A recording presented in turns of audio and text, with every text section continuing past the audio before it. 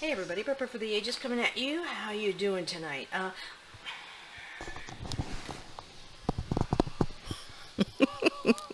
Hi, can you hear me now? Hey, Pepper the Ages coming at you. How you doing tonight? Let's leave that in. Hey, let's talk about skills. It is wonderful to always learn about skills and have different skill sets and learning something new, because if you're always learning, your mind is always going, you are challenging yourself, you are have more knowledge and wisdom come together, and it's always a good thing.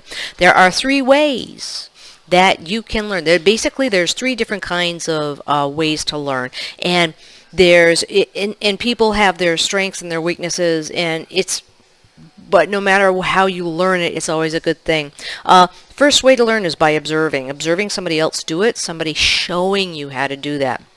That's good. The second way of learning is actually doing it yourself, hands-on. And some people, they can see other people do it, right, but until they do that, it doesn't embed in their brain. Now, the third way people learn is by reading or absorbing the knowledge through books and manuals and technical documents like that. And it's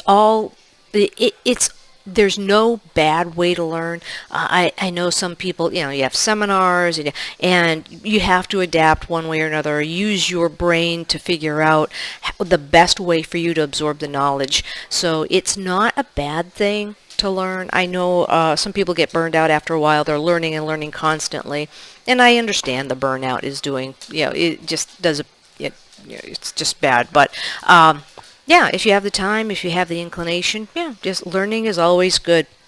Now, the reason why I'm saying this is because I was talking with somebody earlier today, and what she was saying was that we've lost skills. Like in our day to day, we've lost skills of previous centuries. We've lost tools that would help people in the previous centuries.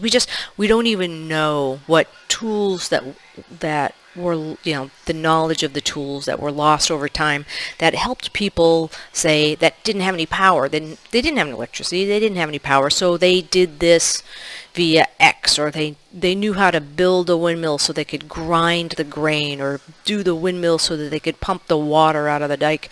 But there's little tools to help them do that, or fashion the beams and the day-to-day stuff that they had back then, we don't have now. And it's just an interesting way of looking at building the skill set, because people in Europe, they're going to be, their electricity bills and their power is going to be very expensive. Let's just say expensive this year.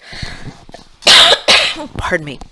It'll be very expensive this year. So they are reaching out and to find ways to have new skills to be warm enough over the winter. So whether it's putting on clothes that are warm, or buying clothes now, if it's not going to be uh, uh, available in the winter, because everybody will be trying to buy warm clothes.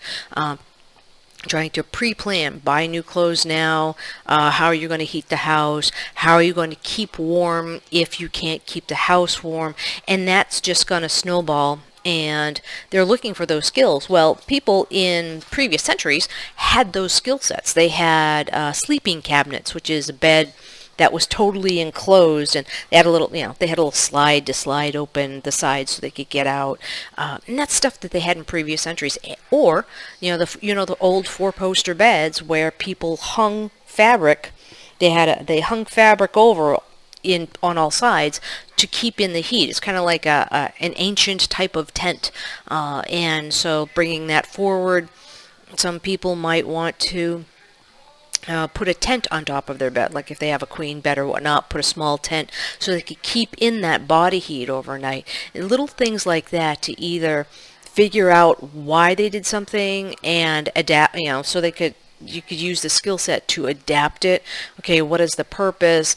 What is the function? What does the form take? And so people these days, especially in the winter in the United States, when the power goes out for a very long time, people have adapted to overcome. And yes, they did do the everybody be in one room.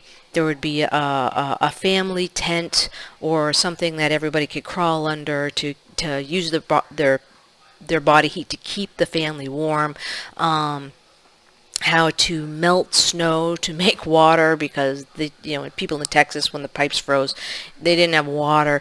Things like that to adapt and overcome. But if you have that knowledge beforehand, you can get along better, and it's less stressful. And at those points in time where everyone has high stressors, your stress level is low. You know what to do. Either that, or you have the tools, or you've made the tools, or you've acquired the things that you need in advance in order to overcome the situation. And that's what, let's say, that's prepping, what prepping does, or what survivalists do.